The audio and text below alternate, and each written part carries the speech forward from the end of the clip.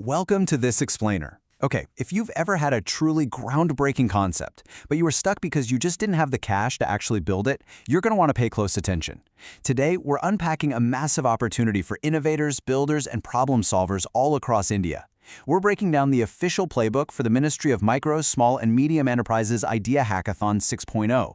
We're going to map out exactly how you can turn your innovative idea into a tangible reality with direct government backing.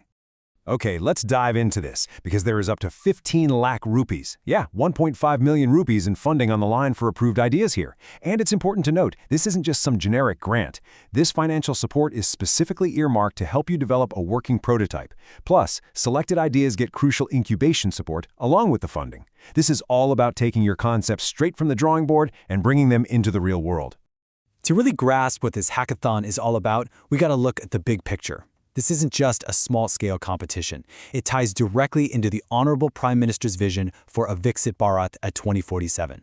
The government knows that to build a truly self-reliant and globally competitive nation, they have to tap into the collective ingenuity of everyday citizens like you. The ultimate goal here is to solve pressing national challenges and build a future-ready ecosystem for India's MSMEs. So here's our game plan for this explainer today. We'll start with a quick welcome to Hackathon 6.0, run through the 6 core innovation themes, break down the 4 stages of evaluation, go over some absolutely crucial rules and restrictions, and finally, look at how to actually secure your funding support. All right, part 1. Welcome to Hackathon 6.0, looking at eligibility and timelines. What's really awesome about this 6th edition is how incredibly inclusive it is. They've opened the doors wide. The core eligibility requirement? You just need to be an Indian citizen over 18 years of age. Just grab a government-issued ID, ideally an Aadhaar card to prove your age, and you're good. Oh, and if you happen to be applying as a student incubator, there's just one extra step. You need to submit a valid student ID for the 2026-27 financial year. That is literally it for the barrier to entry. But here's the catch. While the eligibility is super broad, the window of opportunity is incredibly narrow. The dedicated portal over at innovative.msme.gov.in opened on June 27, 2026. Assuming you're catching this explainer around July 1st, that means the window is actively open right now, but you only have until July 14th to get your idea submitted. So a real sense of urgency is absolutely vital here. Do not miss this deadline. Moving on to part 2, the 6 core innovation themes. And this brilliantly illustrates how the ministry is approaching this. They aren't just looking for random good ideas.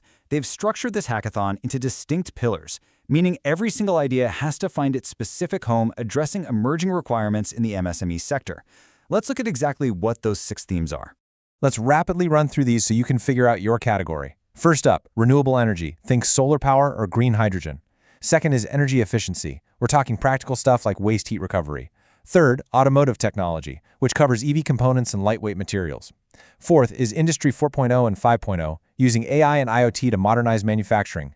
Fifth is robotics and automation, specifically looking for adaptable solutions for small production batches. And finally, other frontier technologies, a catch-all for high-growth sectors like space tech, drones, and defense.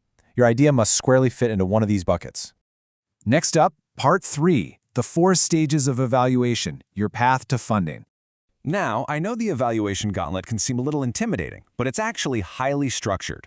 To get that 15 lakhs, your idea has to survive 4 distinct stages. First, it goes to your chosen host institute for an initial evaluation. Second, the Ministry of MSME screens your documents for validity. Third, it hits the Domain Expert Selection Committee, the DSEC, where industry experts score it. And finally, it lands on the desk of the Project Monitoring and Advisory Committee, PMAC, for the ultimate green light. Let's look a bit closer at the first and last of these steps, because they're the most critical. The Host Institute, or HI, is your critical first filter. During the application, you actually have to select an approved HI based on your preference. They will assemble a panel of 3 to 5 experts, technical and financial minds, to evaluate your submission. Listen, selecting the right HI is a massive strategic decision. You really want to explore an HI's capabilities before choosing them, because once you hit submit, you absolutely cannot change your HI at any stage. You are locked in.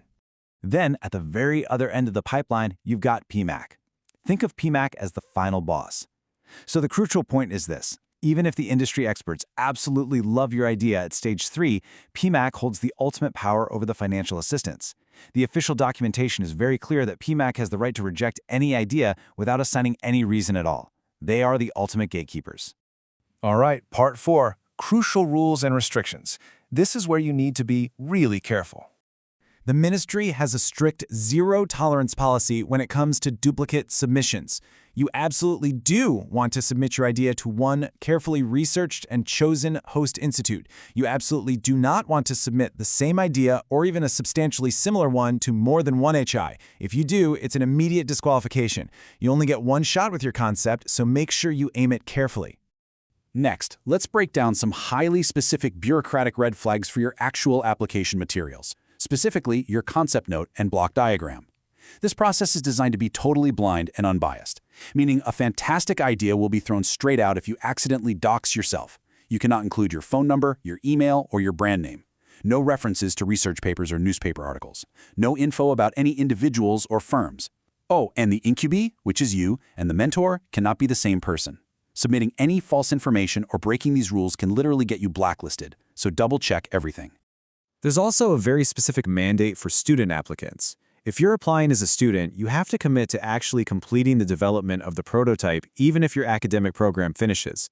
Basically, if you are just looking for a cool semester project and plan to abandon it the second you graduate, do not apply. The government is investing in a finished prototype, not just a passing grade. Finally, part 5, securing your funding support. Let's look at what makes a winning idea. Now, what's really interesting about this slide is what the government actually wants to fund. They aren't just looking for flashy tech. They want practical impact. First and foremost, the idea has to be intended for a working prototype or proof of concept. It must be highly scalable.